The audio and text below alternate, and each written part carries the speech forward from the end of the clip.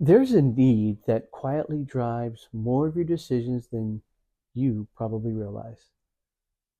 It's the need to matter, the need to be seen, the need to feel significant.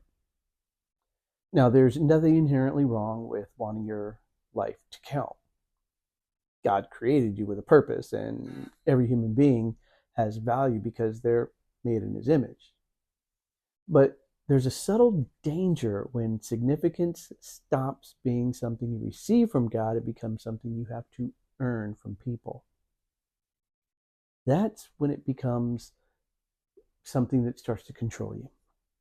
It shows up in ways you don't immediately recognize. You overwork because achievement has become proof that you're valuable.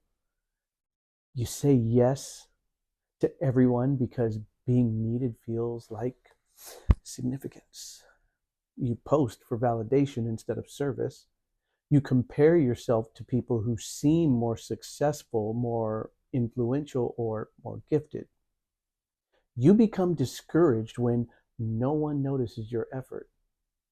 You feel overlooked, forgotten, or invisible.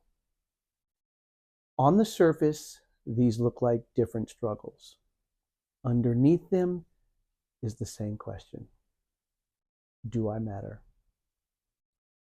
If you're constantly asking other people to answer that question, you'll never find lasting peace. People weren't designed to carry the weight of your identity. Only God can. The Apostle Paul wrote in Galatians, "Am I now trying to win the approval of human beings or of God?"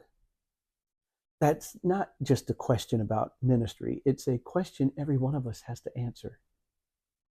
Who are you really trying to impress?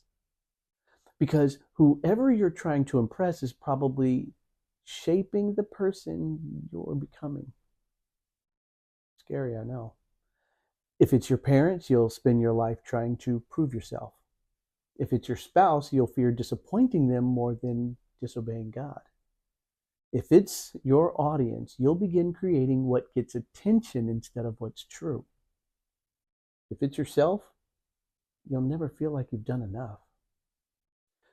The hidden need for significance is dangerous because it disguises itself as ambition. It tells you to work harder, build more, accomplish more, become more, then maybe you'll finally feel like enough. But enough never comes. The finish line, it keeps moving. The applause fades, the next accomplishment demands even more. That's because significance can never be sustained by performance. It has to be rooted in identity. Jesus never chased significance. He already knew who he was.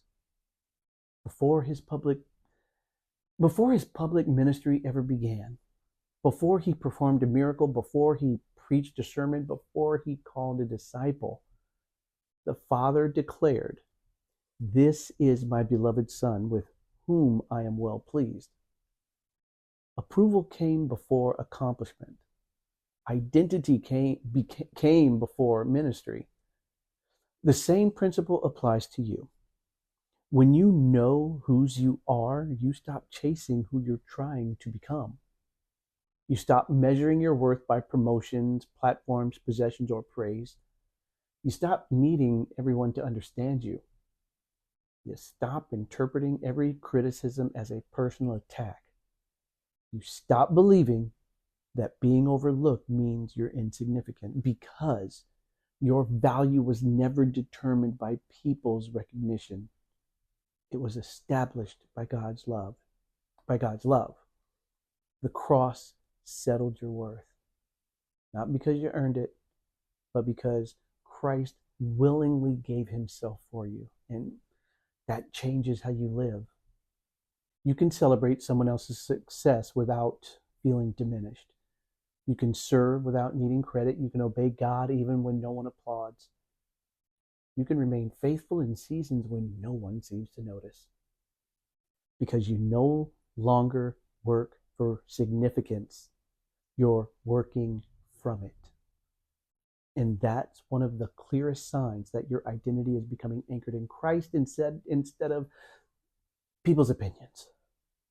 When God becomes the source of your significance, you'll finally stop asking the world to tell you who you are because you'll already know.